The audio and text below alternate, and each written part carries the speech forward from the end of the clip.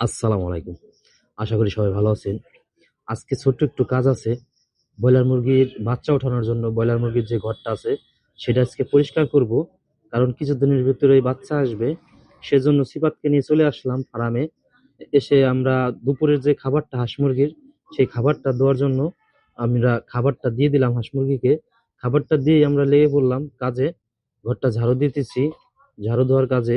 সাথে সিফাত আমাকে খুবই সহযোগিতা করতেছে। সিফাত আসলে যখনই ওকে ডাকি তখনই ও আসে।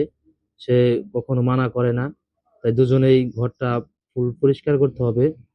আসলে কাজ খুবই কষ্টকর। এই কাজ করতে গিয়ে আমার আজকে মনে করেন সর্দি লেগে গেছে, এত ধুলাবালি।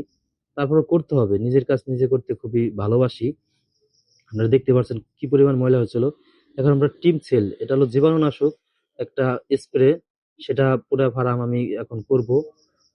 সেজন্য সেটা তৈরি করে নিলাম পানি দিয়ে। দেখেন, এই ওষুধটা খুবই কার্যক্রম, খুবই কাজ করে। এটা জীবাণুনাশক। ব্রয়লার মুরগির, হাঁস মুরগির যে জীবাণু আছে সেইটার জন্য এটা দিতে হয়। প্রত্যেকটা খামারেই এটা রাখে। বাইরে দিয়ে ভিতর দিয়ে সব জায়গায় ভালো দিয়ে দিলাম।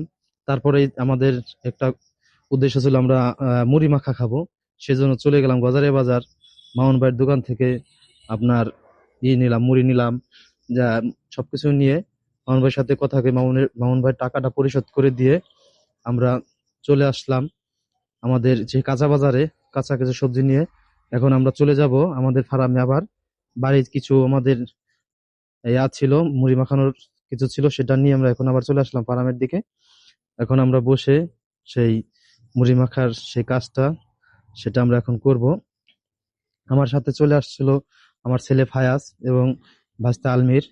তারাও খুব মনোযোগ দিয়ে দেখছে কিভাবে কাটছি, আর খুবই কথা বলছে পাকা পাকা, যে এটা দিও না, ওটা দিও না, ঝাল কম দিও। বললাম সমস্যা নেই, ঝাল কম দেওয়া নিয়ে আমরাও ঝাল খেতে পারি না।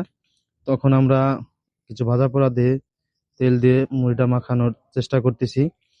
তখনই আমাদের একটা ফোন আসে, ফরিদপুর থেকে একটা ভাই আসে আমাদের ফার্ম ভিজিট করার জন্য।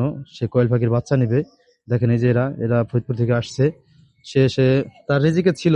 বললাম যে ভাই তোমার রিজিকে এই ঝালমুড়িটা ছিল, সেজন্য তুমি পেয়েছো। সে মহা খুশি যে ভাই আপনার সাথে যোগাযোগ হয়ে বা আপনার জায়গায় এসে খুবই ভালো লাগলো। অনেকক্ষণ গল্প করলো যে ভাই কি দিয়ে কি করা যায়। কয়েল পাখি নেবে 300 পিস। বললাম ভাই তুমি কি করো, আমার যেভাবে পারি আমি তোমাকে কয়েল পাখির বাচ্চা দিব। সে বলতেছে ভাই আমি বেকার আছি, তাই কি করব আমি এখন। বুদ্ধি দিলাম তাকে অনেকক্ষণ। দেখেন আমাদের ফায়াজ ঝালমুড়ি খাচ্ছে কিভাবে। দেখতে দেখতে আমাদের খাবারটা শেষ হয়ে গেল। এখন আলমির আর ফায়াজ বসে তারা খাবারটা খাচ্ছে। আলমির তো সেটা নিতে নিতে বাড়ি চলে আসছে খাইতে খাইতে। আসলে খুব বলে স্বাদ হয়েছে। সবাই ভালো থাকবেন, আমাদের জন্য দোয়া করবেন। আসসালামু আলাইকুম।